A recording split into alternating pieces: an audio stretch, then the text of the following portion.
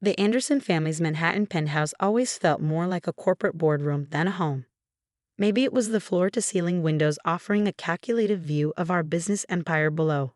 Or perhaps it was the way my father, Richard Anderson, treated every family gathering like a hostile takeover.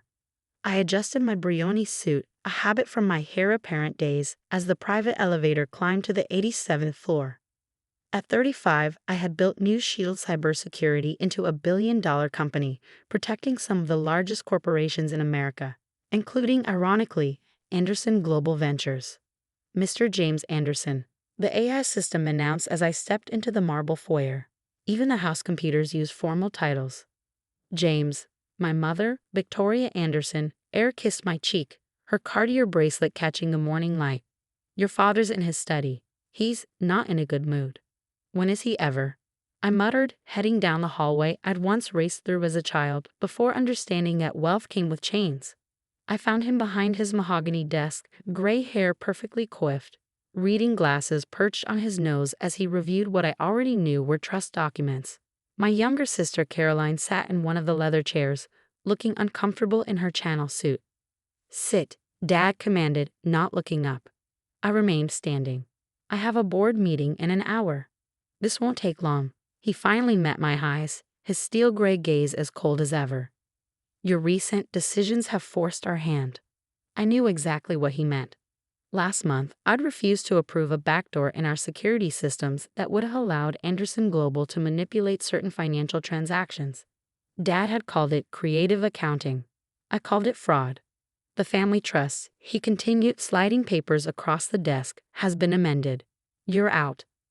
Caroline gasped softly. Even she hadn't expected this. I picked up the documents, scanning them quickly. They had not only removed me from the family trust, but also stripped me of any inheritance rights to Anderson Global Ventures. My sister was now the sole heir to the $2.3 billion empire. Nothing to say. Dad's tone was smug. I reached into my briefcase and pulled out my own folder. Actually, yes. This seems like the perfect time to discuss what my team found during our last security audit. Dad's expression didn't change, but I saw his hand twitch slightly. The audit was completed months ago. The official one, yes. But when you asked me to create that backdoor, I got curious. Did some digging. I opened the folder.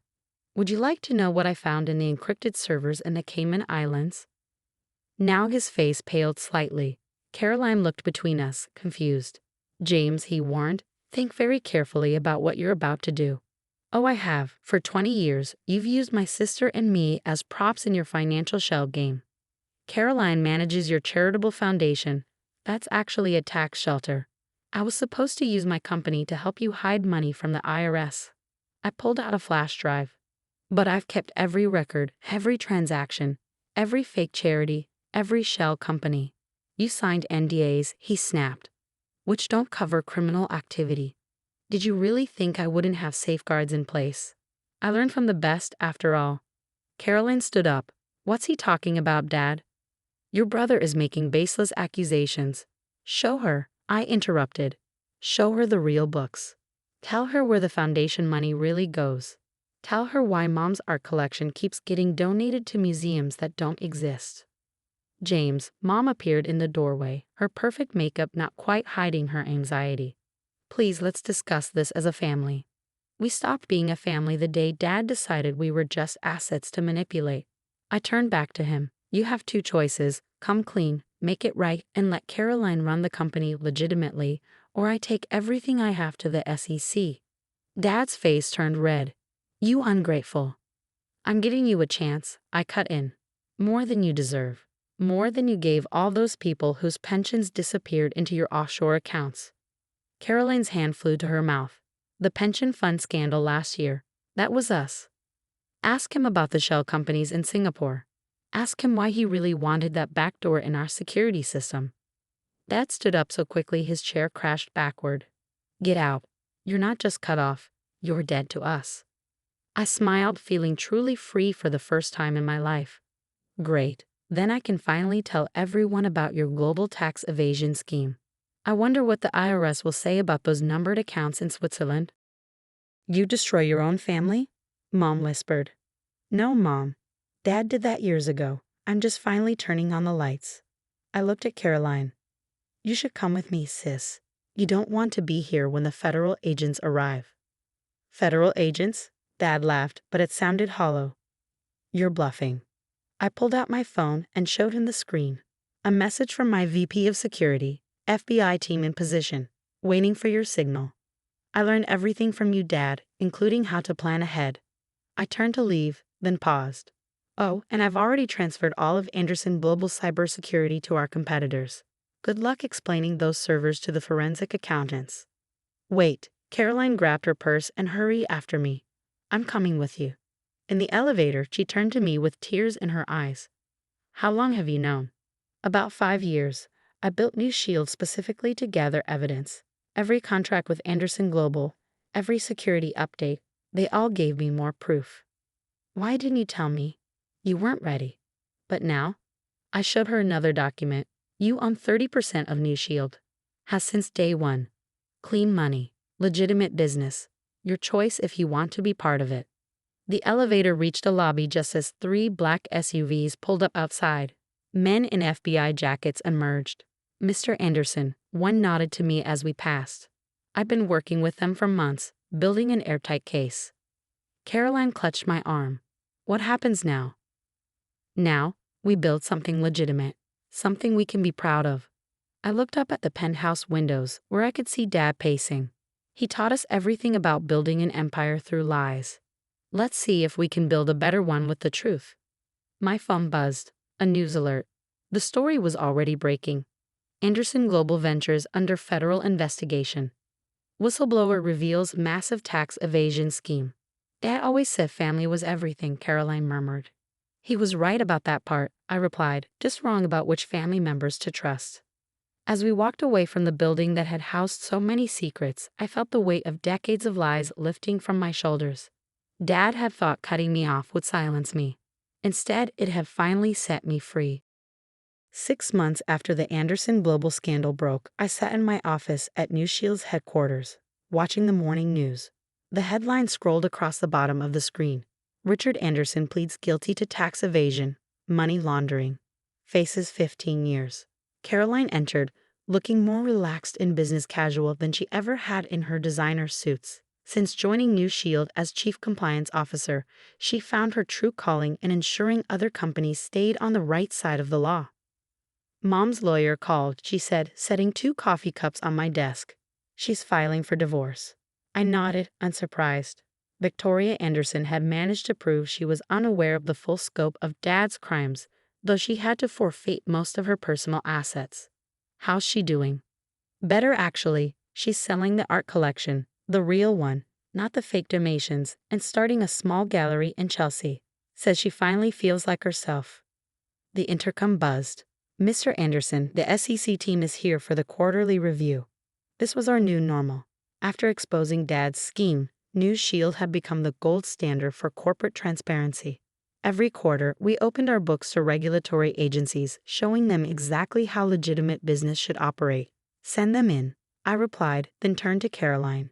Ready to show them how clean books look. She smiled. Still can't believe how much money you can make just by following the rules. The meeting went smoothly. New Shield's profits were up 40% since the Anderson Global scandal, as companies rushed to prove they weren't hiding similar secrets. We'd hired many of Dad's former employees, the honest ones who'd been kept in the dark about his illegal activities. After the SEC team left, Caroline lingered. I visited Dad yesterday. I looked up sharply. I hadn't seen him since his arrest. How is he? Different, smaller somehow. He asked about you. She hesitated. He said he understands now why you did it. Bit late for that.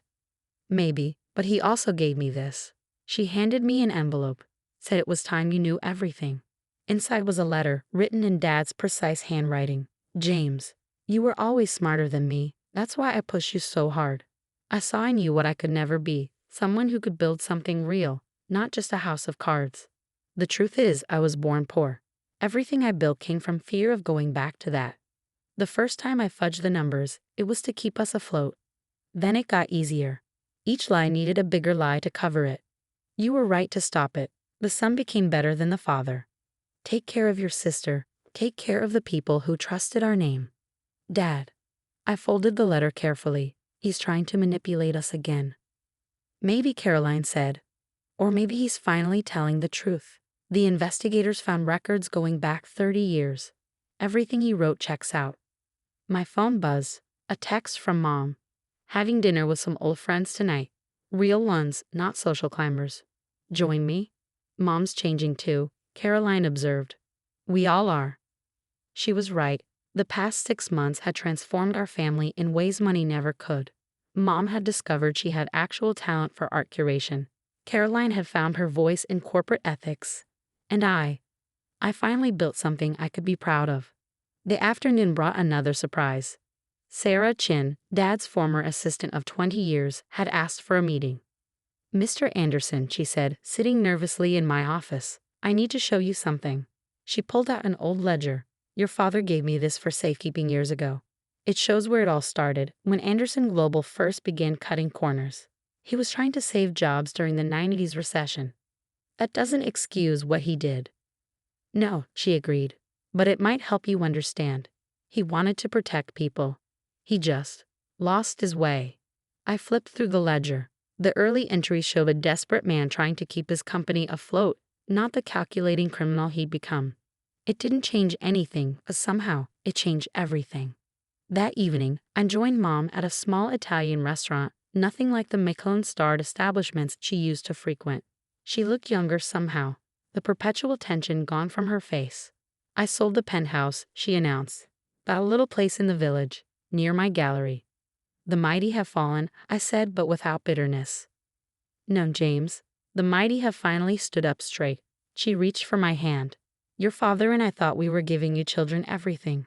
Instead, we nearly ruined you with all our lies. Nearly, I agreed. But here we are. Here we are, she echoed. You know, my gallery's first show will feature emerging artists. No big names, no inflated prices for tax write-offs. Just real art by real people. Later, walking her home, we passed the Anderson Global building. The company's name had been removed, replaced by the logo of the firm that bought its legitimate assets. Do you regret it? Mom asked suddenly, bringing it all down.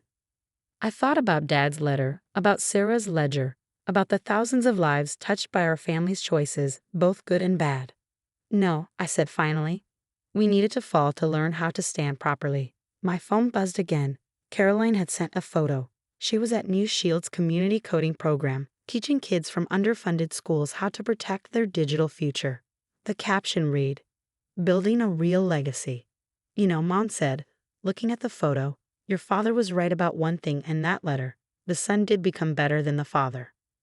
We all became better, I corrected. Once we stopped pretending to be perfect and started trying to be good. Above us, the lights of Manhattan twinkled. The same city, but somehow different now. Like us, it held both darkness and light, secrets and truths, falls and redemptions. Want to know something funny? I said as we reached Mom's new apartment building, a charming pre-war without a doorman or marble lobby. We're actually making more money now being honest than Dad ever did with all his schemes. That's because you built something real, she replied.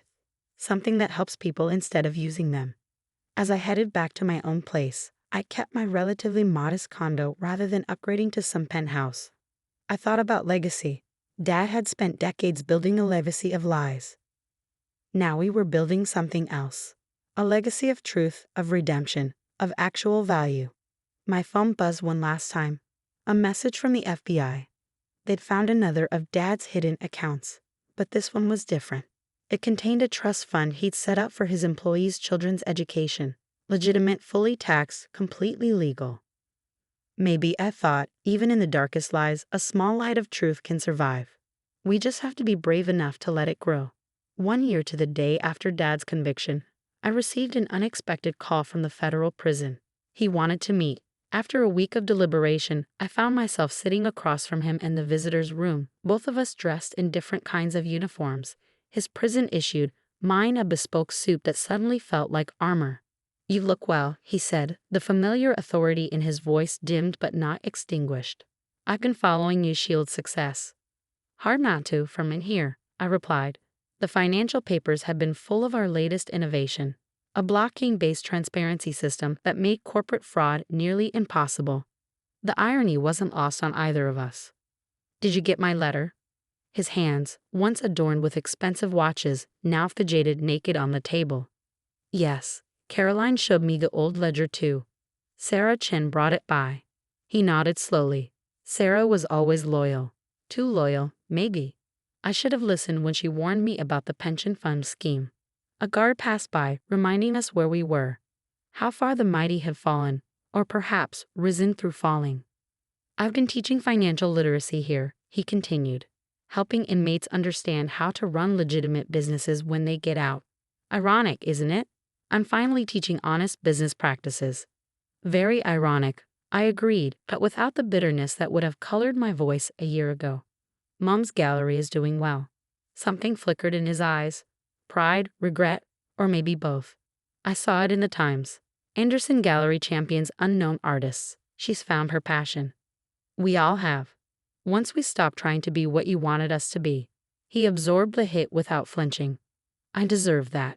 But James, I need you to understand something. Everything I did, the lies, the fraud, the manipulation, it started with love. Love of money. Love of family. A security. He leaned forward. My father died when I was 12. My mother cleaned houses to support us.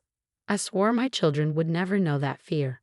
Instead, we knew different fears, like waiting for the other shoe to drop, wondering which parts of our life were real. And now? I met his eyes. Now we know exactly who we are. Caroline speaking at ethics conferences, Mom's discovering actual art instead of tax write-offs. And I'm building something that helps prevent people like you from hurting people like us. He smiled, and for the first time in my memory, it reached his eyes. Good. That's good. The guard announced visiting hours were ending. As I stood, Dad reached for my hand. The educational trust, the legal one, did you find it? Yes, it's being administered properly now, supporting 35 kids through college. Keep it going. It was the one truly good thing I did. I nodded. We've actually expanded it. New Shield matches every dollar now. Outside the prison, Caroline was waiting in her Tesla. No more chauffeur-driven town cars for us. How was it? Different, I said as we pulled away. He's different. Or maybe I am. Both, she suggested. We all are. We drove to Mom's gallery opening, her biggest show yet. The space was packed not with the social elite who used to populate our events, but with actual art lovers. Mom flitted between guests in a simple black dress that cost a fraction of her old wardrobe, but somehow looked more authentic. My children, she beamed, hugging us both. Come see this piece. It's by a former Anderson Global employee's daughter. Such talent. The painting was raw, powerful, a corporate tower crumbling into something organic and alive. The artist had titled it Redemption. Dad sends his congratulations, I told Mom quietly. She touched the simple gold band that had replaced her massive diamond rings. Tell him I'm finally happy, really happy. Later that night, I sat in my office reviewing the latest proposal. New Shield was planning to acquire what remained of Anderson Global's legitimate operations. The wheel had turned full circle. My phone buzzed with a text from Caroline. Check your email. Found something interesting in Dad's old files. The email contained scanned documents from 1989. The year Dad's company almost went bankrupt. But instead of showing fraud, they showed something else. Dad had sold his own assets, including his beloved car collection, to make payroll. The lies had come later. I called Caroline. Why show me this now? Because, she said, we need to remember that people aren't just one thing. Dad was a criminal who hurt a lot of people. He was also a man who once sold everything he owned to protect his employees. And now? Now he's someone trying to make amends, like all of us. The next morning, I made two decisions. First, New Shield would expand the educational trust to include rehabilitation programs for white-collar offenders. Second, we would name it after Dad, not to honor his crimes, but to remind everyone that redemption is always possible. When I told Mom about it at Sunday dinner, our new tradition, held in her cozy apartment, she cried. Your father would say it's bad business, she said, wiping her eyes. Associating a successful company with a convicted felon. Maybe, I agreed, but we're not in business just for business anymore. Caroline raised her wine glass. To the new Anderson legacy, built on truth this time. As we clinked glasses, I thought about Dad in his prison classroom, teaching others to avoid his mistakes. About Mom finding genuine joy in supporting unknown artists. About Caroline becoming a voice for corporate ethics. Sometimes I realized it takes losing everything to find what you really have. Our family had lost the trappings of wealth but gained something more valuable: authenticity. My phone buzzed one last time, an alert about New Shield's stock price hitting another record high. But for the first time in Anderson family history, the numbers didn't matter as much as the truth behind them. You know, Mom said, looking around her modest but warm apartment, I think we're actually rich now, in all the ways that matter. She was right. We had built a different kind of wealth, one that couldn't be measured in offshore accounts or hidden in shell companies, one that grew stronger with every truth told, every wrong righted, every genuine connection made. Dad's letter sat in my desk drawer, a reminder that even the darkest legacy can be transformed.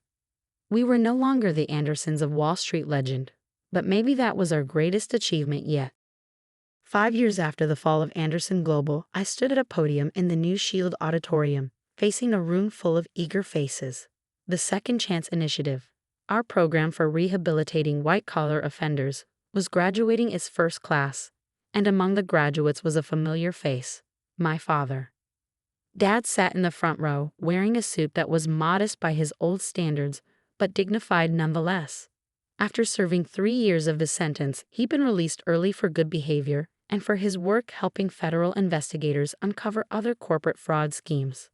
When we started this program, I addressed the audience. People said we were crazy. Why would a cybersecurity company invest in rehabilitating the very people we're supposed to protect against? The answer is simple.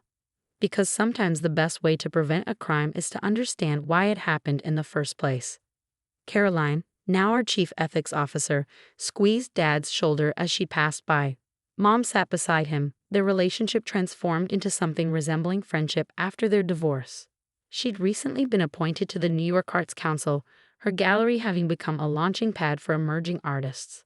Each graduate here today has not only learned compliance and ethical business practices, I continued, but has also committed to mentoring others. Because redemption isn't just about making amends, it's about preventing others from making the same mistakes. When it was Dad's turn to receive his certificate, he paused at the podium. 5 years ago, my son brought down my empire of lies. Today, he's helped me build something true. His voice cracked slightly.